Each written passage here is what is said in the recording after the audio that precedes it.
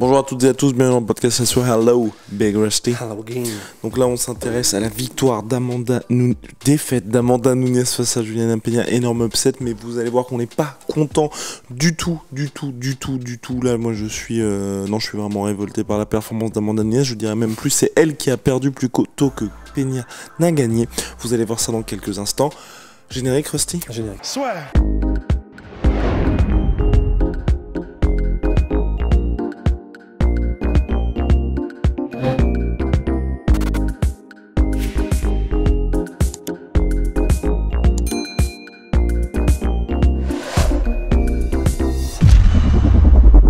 Amanda Nunes s'est donc inclinée pour la première fois depuis belle lurette, depuis sa défaite face à Kat Zingano, la championne bantamweight depuis l'UFC 200, et une victoire face à Miesha Tate, donc une éternité si vous voulez, c'était en 2016, s'est inclinée, la champ est tombée par soumission au deuxième round face à Juliana Peña. Pourtant tout avait très bien commencé pour Amanda Nunes, elle était impressionnante dans le domaine de prédilection de Peña, à savoir le grappling. On se disait oula, ça va être une très très mauvaise soirée pour Peña. On avait d'ailleurs pris les paris, c'était à quel moment allait-elle finir Peña.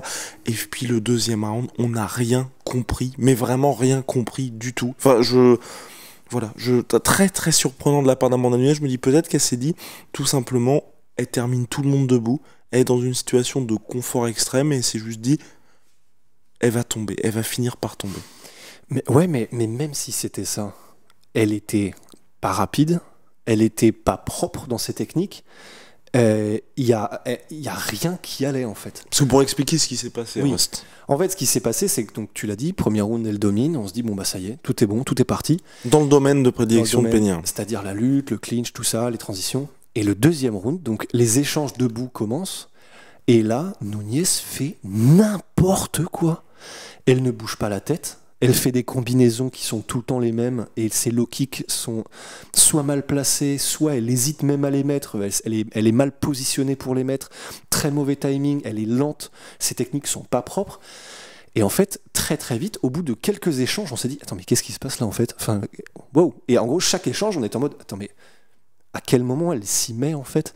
Et à un moment, on a compris qu'en fait, elle allait jamais s'y mettre. Et la raison pour laquelle on dit qu'on a l'impression que c'est Amanda qui a le plus perdu que Juliana Peña n'a gagné, c'est qu'en fait, on sait de quoi elle est capable. Amanda Nunes, on l'a vu faire ce qu'elle a fait contre toutes les autres combattantes de gros calibre avant.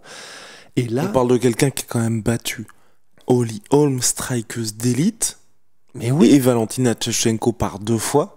Et là, elle nous fait un truc vraiment... Et vraiment, on n'en rajoute pas en termes de niveau de striking.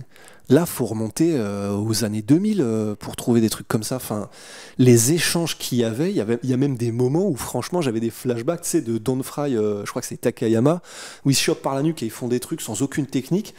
Il y avait des échanges. Aucune ne bougeait la tête. Il y a juste, si je me souviens bien, Peña qui mettait des 1-2 un peu plus précis, un peu plus rapides, donc ça avait l'air de passer.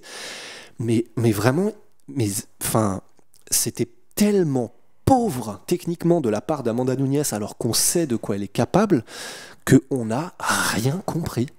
Je sais pas si elle s'est pas entraînée, je ne sais pas. Non, mais pour moi, c'est même pas un manque d'entraînement, là, c'est juste le fight IQ qui était aux fraises. Mais complètement aux fraises, parce que tu peux pas tout oublier comme ça. Bah ouais, mais c'est pour ça.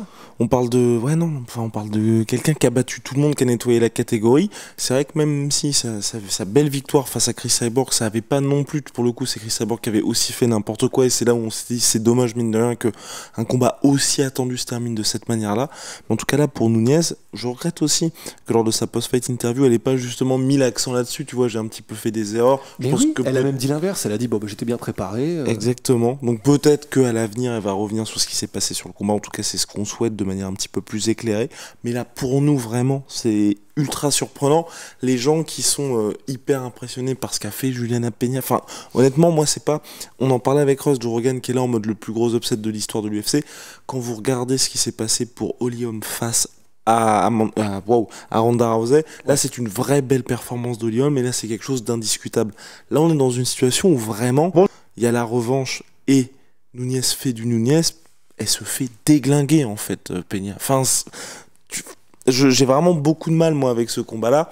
pour la revanche, si ça se passe dans des conditions normales, je pense que tout le monde va redescendre sur terre, va se dire ah oui d'accord, en fait, elle fait n'importe quoi lors du premier combat. Ben ouais. Non, et puis même cette histoire de plus gros upset de tous les temps, je suis un peu surpris parce que effectivement, premièrement, même en sortant pas des catégories féminines, c'est vrai que effectivement, Holm Rousey c'est un beaucoup plus gros upset, je trouve, parce que représentait Rousey. Parce que là, on avait vraiment cette impression, à part Chris Cyborg, que effectivement, Amanda Nunes, elle marchait sur toutes les filles, mais parce que le niveau n'était pas très élevé. Ses derniers adversaires, on ramenait entre guillemets, l'UFC ramenait ce qu'il pouvait, quoi, ce qu'il trouvait de plus haut niveau, en allant les chercher même dans d'autres orgas, etc. Donc, je sais pas, je trouve que c'est peut-être un petit peu exagéré de dire plus gros upset, sachant que c'est une championne qui tu vois, c'est un peu comme si une fille battait Shevchenko maintenant, tu vois. Elle est impressionnante, mais c'est pas comme si c'était genre Khabib qui marche sur la catégorie lightweight, qui est genre il y a que des tueurs à gages. Enfin, je trouve que c'est un petit peu démesuré d'appeler ça comme ça. Et je crois que je suis d'accord, c'est-à-dire que là, c'est plutôt une contre-performance de Nunes, et c'est vrai que je sais pas s'ils vont faire un rematch, parce qu'en fait, je me dis aussi, c'est peut-être que Nunes est un peu fatigué, tu vois. Genre. Bon, maintenant elle est riche, elle est millionnaire, elle a tout fait dans les catégories du MMA féminin à l'UFC. Voilà, il y a Anderson Silva qui parlait de la fatigue d'être champion.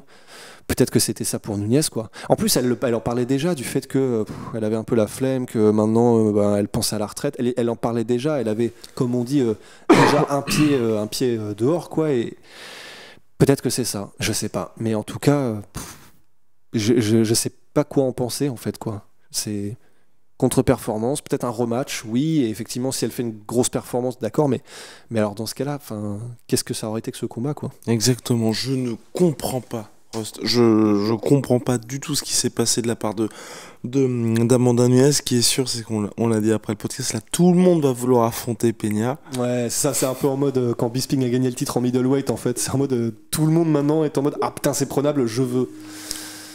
Effectivement, il y a moyen, il faudra parier que ce sera ça. Ouais. En tout cas, très surprenant cette défaite d'Amanda Nunes, un combat où elle était évidemment large favorite. Bah, le plus gros upset de la soirée. Finition en plus. Donc là, on va voir ce qui se passe pour la suite. Je pense, à mon avis, que l'UFC va faire une revanche parce que honnêtement, elle est championne depuis 5 piges maintenant. C'est en gros, c'était la GOAT féminine et tout ça. Donc oui, je pense, c'est sûr. Mais ça fait tâche. Vraiment, ça fait tâche. Et en fait, ce qui fait tâche aussi, c'est que donc c'est une soumission. Mais comme l'a fait remarquer, je crois que c'était Cerudo. Je crois, je veux pas mettre de mots dans sa bouche, mais en gros, qui disait, c'est vraiment, tu sais, ce genre de soumission de fatigue. C'est parce que les crochets n'étaient même pas mis lors de l'étranglement arrière. Complètement. Ça a été assez rapide au niveau du tap, de l'abandon, et je pense effectivement qu'elle était juste complètement submergée, en fait, Amanda Nunes. Bon, évidemment, vu le brawl qu'il y a eu juste avant, les coups qu'elle a pris, c'est sûr, et la fatigue qui va avec le stress de te dire je prends des coups, je comprends pas pourquoi, évidemment, c'est sûr. Mais effectivement, mais même si à aucun moment j'ai eu l'impression, en tout cas moi, dans son langage corporel, qu'elle était complètement aux fraises, tu vois. Je sais, ou en tout cas de la panique dans ses yeux. Panique, non, effectivement, peut-être pas, mais du coup, une impression de ah oui, maintenant, elle est vraiment perméable, en fait. Elle est prenable. Les premières fois où elle a commencé à se faire sonner et où on sentait qu'elle était un peu plus l'équipe n'était plus là, etc. Pour moi il y a eu un déclic en mode ah oui d'accord. Et d'ailleurs c'est ce qu'on a commencé à se dire dès les premiers échanges en mode elle va se faire mettre KO en fait là. Et c'est donc ce qui s'est passé parce que cette impression de ah oui maintenant elle est complètement submersible en fait. Affaire à suivre en tout cas pour Amanda Nunes et pour la nouvelle championne Peña. En tout cas, ce qui est bien, c'est que ça apporte un petit peu plus de dynamisme dans cette catégorie bantam. Tant mieux pour elle, tant mieux pour Juliana Peña, ça fait trop plaisir et ça a l'air d'être quelqu'un qui a un beau message à faire passer aussi. Tant mieux pour elle, tant mieux pour elle. Non, c'est clair. Et puis non, et vraiment, moi je suis content juste pour la catégorie parce que ça devenait ultra redondant. Déjà que mine de rien, Amanda Nunes a fermé la catégorie des featherweight à l'UFC. Là, au moins, il va y avoir un petit peu de nouveaux combats dans la catégorie bantam. Et puis Rust a été un peu dur, je trouve aussi. certes, ces dernières années, Amanda Nunes n'affrontait pas des cracks de chez les cracks, mais tout simplement parce qu'elle avait tout nettoyé. Il faut pas oublier qu'elle a affronté des Randami, elle a affronté Holly Holm, elle a affronté Ronda Rousey, Miesha Tate. C'est juste que là, il y avait plus personne, tout simplement. Et qu'on était dans une catégorie, dans une situation aussi, hein, c'est même le combat contre Peña, c'est pour ça qu'on en avait rien à foutre, hein, très clairement. C'est que ils étaient obligés de précipiter des challengers. Là, vous regardez Peña, elle était troisième parce qu'il y avait le title shot. Au moment de l'officialisation du combat, je crois qu'elle est 6e de la catégorie. Enfin, il fallait mettre des gars, parce que si vous regardez le rang, enfin des gars, il fallait mettre des adversaires pour Nunes, parce que si vous regardez le classement des bantamweight, tout le monde a pris tarif. Ouais, non, c'est vrai, t'as raison, c'est vrai que j'avais cette impression, effectivement, parce que on savait plus où aller les prendre, quoi, mais cela dit, mais parce que, voilà, restez, ne vous dis pas tout, c'est juste qu'il y a une connexion particulière entre nos deux cerveaux surdéveloppés, c'est tout simplement que ces dernières années, c'est vrai qu'au niveau des adversaires d'Amanda Nunes, il y avait plus qu'il y avait avant. Et c'est peut-être ça aussi qui en trompe l'œil, dans le sens où elle était toujours dominante, mais... La nouvelle génération ne perçait pas, quoi. Exactement, la nouvelle génération ne perçait pas, donc il y a peut-être eu ça aussi, tu vois, une Amanda Nunes qui était un petit peu installée, qui était contre des Megan Anderson, contre des Felicia Spencer, contre... J'ai pas le nom de sa dernière défense de ceinture chez les Bantam, malheureusement.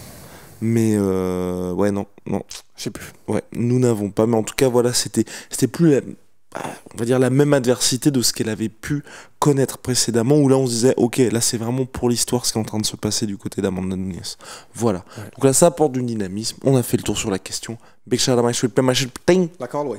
Moins 38% sur tout MyPorted avec le code de la sueur. Venom, sponsor de l'UFC, sponsor de la sueur. Et puis Tsume pour la magnifique déco de notre podcast de notre studio. See ya.